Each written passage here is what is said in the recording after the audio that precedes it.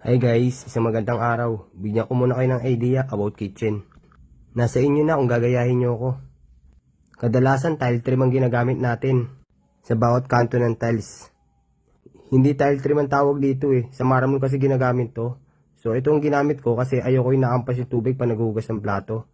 So magandang idea siya. Maganda rin naman ang kinalabasan. Dito sa cabinet, isang plywood lang nagamit ko dito. So, gumawa lang ako ng DIY. Diba? Laking tipid. Itong lagayan ng kutsara, 300 lang to sa Shopee. Yung puti na lagayan ng plato, 320 lang yan sa Wilcon or sa Fortune King. Mahal kasi yan pag bumili ka, nasa 1.5 plus. Yung lagayan ng platong ganyan stainless. Dito sa baba, lagay ng baso. Pinag-iisip ako kung papagawa ko pa siya sa aluminum or gagawa na lang din ako ng DIY. Dito sa cabinet, bumutol lang ako ng kapirasong plywood paglalagyan ng bisagra.